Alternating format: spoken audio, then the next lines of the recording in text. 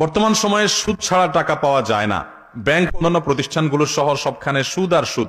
এই দুঃসময়ে একান্ত প্রয়োজনে সুদ না নেওয়া ছাড়া উপায় নেই। এমত অবস্থায় সুদি টাকা আনা কেমন, ইসলাম কি বলে?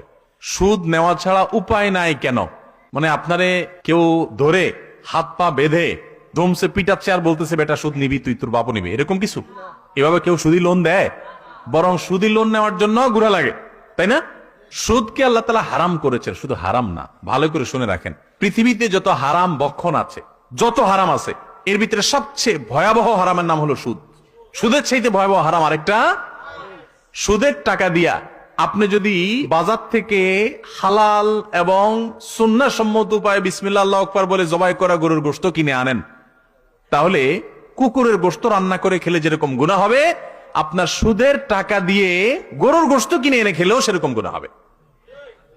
ভাইরা আমার, একটা জিনিস লক্ষ্য রাখবেন, কোরআন যেটাকে, ইসলাম যেটাকে, হাদিস যেটাকে সবচেয়ে কঠোর ভাবে নিষেধ করছে, ওইটা পৃথিবীতে সবচেয়ে বেশি আমাদেরকে করতে বাধ্য করা হয়। অনেকটা, সব ক্ষেত্রে না, অনেক ক্ষেত্রে বাধ্য করার মতো অবস্থা হয়। গোটা পৃথিবীর সিস্টেমটা এটার উপর দাঁড়ায়। এটা হলো শয়তানি সিস্টেম, শয়তান তার দোসরদেরকে দিয়ে পৃথিবীতে করা। এই জন্য সুদের বিরুদ্ধে আমাদেরকে সংগ্রাম করতে হবে, যুদ্ধ করতে হবে। আল্লাহ আমাদেরকে সে তৌফিক দান করুন।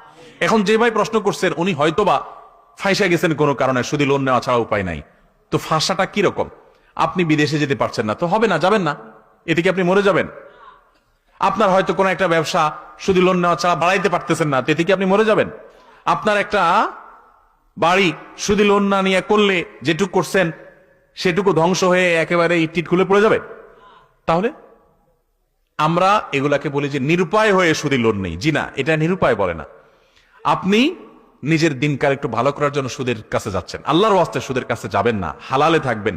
বারবার কোরআনে আল্লাহ তাআলা নিষেধ করেছেন। আল্লাহর সঙ্গে, আল্লাহ রাসূলের সঙ্গে যুদ্ধ করার শামিল সুদের মতো এরকম ভয়াবহ আরেকটা অপরাধ নাই। কিন্তু না জেনে আমরা অবলীলায় সুদের কারবার করছি। এবং প্রশ্নে ঠিকই লিখেছেন যে গোটা পৃথিবী আর সুদের উপর দাঁড়িয়ে আছে, গোটা পৃথিবী সুদের উপরে দাঁড়িয়ে আছে। আল্লাহ তাআলা আমাদের সবাইকে এই হারামকে না করার মতো ইমানের শক্তি দান করুন।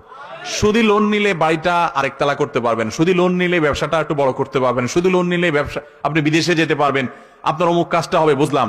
তো আল্লাহর জন্য যখন সুদের এই লোনটা বাদ দিবেন, বাদ দেওয়ার কারণে যে ক্ষতিটা হবে, এই ক্ষতির বিনিময়ে আল্লাহকে বলতে পারবেন, আল্লাহ তোমার ভয়ে, তোমার নিষেধাজ্ঞার কারণে আমি চাইলে হারামে যায় আমি বিদেশ যেতে পারতাম, বিল্ডিং করতে পারতাম, আমি করি নাই আল্লাহ।